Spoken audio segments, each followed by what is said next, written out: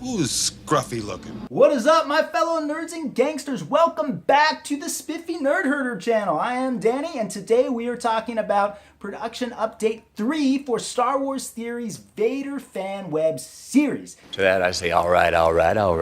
It has been a second, admittedly, since I posted an update, and I'm truly sorry, but we have been super busy. Liar! We have got locations now. We have got most of our actors, but we're still missing one thing. We need to know where to point that camera. So today we're going to be talking about shot selection. I've been looking forward to this. So what are some of the different methods you can use to plan your shots effectively?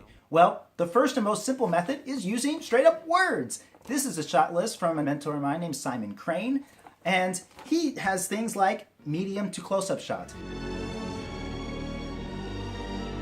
If you want to get a little bit more specific, which most of the time you do, you can use overheads, which he also provided. Now, an overhead is like a bird's eye view of the scene. He specifies where the characters are, how they will be moving, and how the camera will follow or track and film them. The two methods that we're primarily using on Vader is, one, storyboards. You've all seen storyboards like these examples from Indiana Jones and the Raiders of the Lost Ark. They designate what's in the frame, what angle the camera is at, how high the camera is, how the camera moves, how the actors are going to move within the frame. The second method we're doing is actually a little bit new to me, and it's the first time I've done it on a film.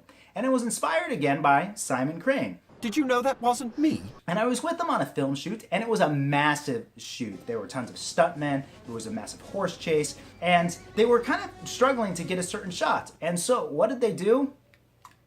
They got out match cars and got down on the ground and drove them around on the ground and pretended where the camera would be around these cars. How can you do this? This is outrageous. And I'm like, that's brilliant! Is it possible to learn this power? So to help us see this new method we're using on Vader, I have invited Luke, I am your father Ramirez, to show us. Luke, get over here. This one he's listening to Emperor, right? Yep. Good. I found that on some of these more complicated scenes, it was getting a little difficult to imagine the blocking or how the actors were going to move. And so I got out Luke, I am your father's action figures and actually moved my cell phone just around them and took different pictures of different angles that I thought might be interesting and started cutting them together and seeing what I was feeling was working. I found it's even better than storyboarding. Now, I probably wouldn't do this for every scene, but it's great and I'd actually really recommend it. And you will pay attention to my lead. Now, the biggest thing that we learn is that you can't walk into your scene on the day of filming and like this, with your shots in front of your face, only looking at them, and not looking at your actors. Look at me. Look at me!